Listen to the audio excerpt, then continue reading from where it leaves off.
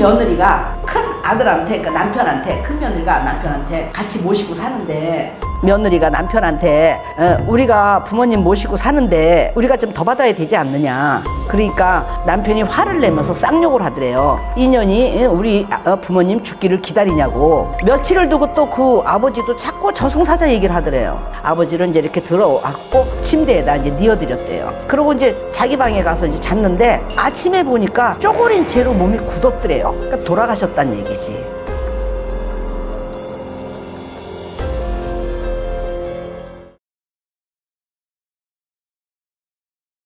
안녕하세요. 안녕하십니까. 반갑습니다. 네, 스님 잘 지내셨나요? 예, 잘 지냈습니다.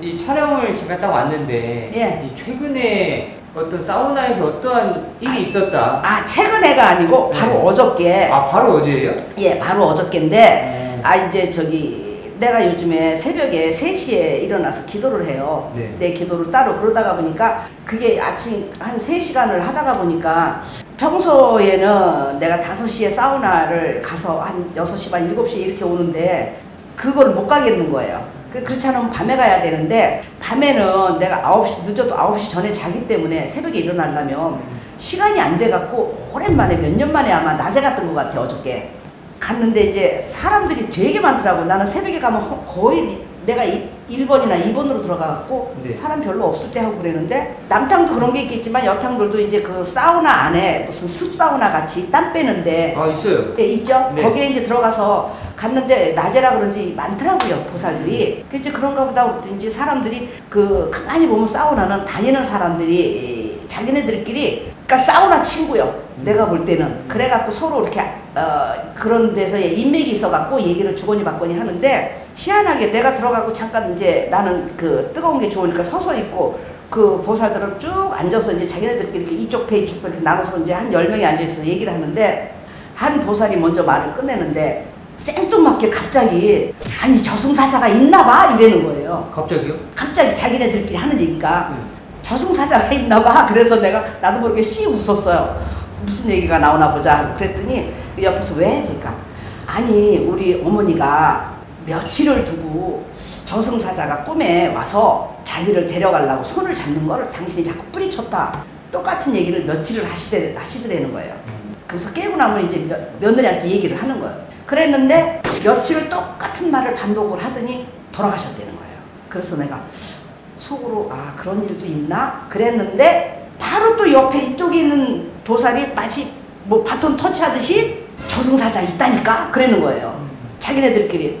아니 무슨 저승사자가 있어? 그러니까 아니 우리 자기네 아는 사람이 그러니까 땅 부자인데 어마어마한 부자래요.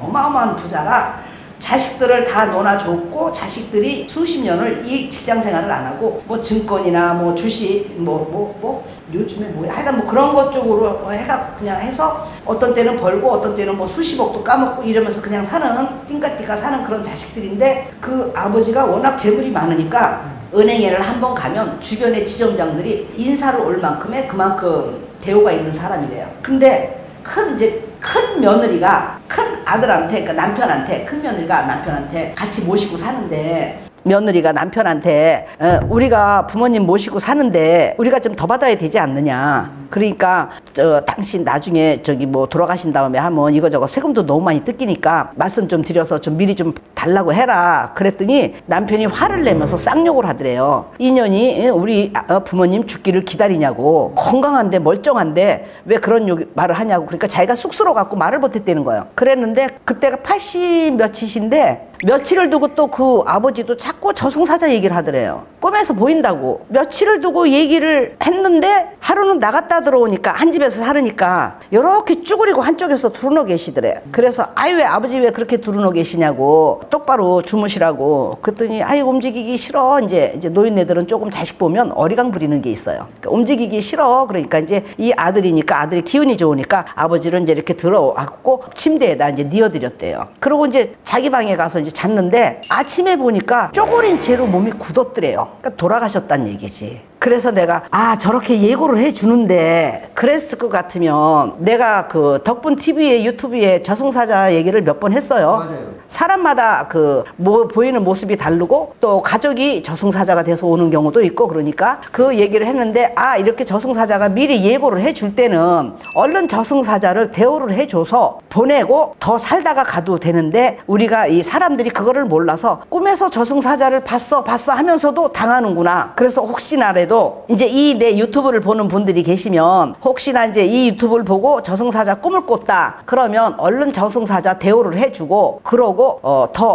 이승에서 오래 사시다가 가시라고 그 얘기가 하고 싶어 갖고. 결과적으로 저승사자가 계속 예고를 했던 거잖아요. 그렇죠. 이 두 사람은 어저께 그 사우나 보살들이 하는 얘기가 이쪽 보살도 그렇고 이쪽 보살도 그렇고 저승사자가 미리 와서 건드리면서 너 데려갈 거야 한 건데 그거를 감을 못 잡았던 거지요. 꿈에서 보였다 소리만 자꾸 한 거지. 그러면 본인도 저승사자 봤으면 굉장히 찝찝했을 거란 말이에요. 근데 일반인이기 때문에 그거를 내가 정말 갈 때가 됐나? 나 끌려가나? 이런 생각만 하지 그 저승사자를 대우해서 보내주고 내가 또 살다 간다는 생각은 사실은 못 하거든요. 근데 그동안에 내가 여러 번 그런 경험을 해서 이제는 이 유튜브를 보시는 분들이 이거는 나이하고 상관없어요. 젊은 사람들도 끌려갑니다. 더러 보게 되면 그런 식으로 해서 저승사자를 대우를 해주고 아주 심하게 아파서 갈 사람 아니면 그러면 저승사자가 그냥 돌아가요. 괜찮은데 저승사자 꿈을 꾼다 그러면 잘못 사고 날 수 있는 거가 있기 때문에 해서 보내드려라 이거지. 그리고 그냥 건강하게 살자. 예, 감사합니다. 덕분TV 보시는 모든 분들 건강하게 행복하게들 사십시오. 감사합니다. 네.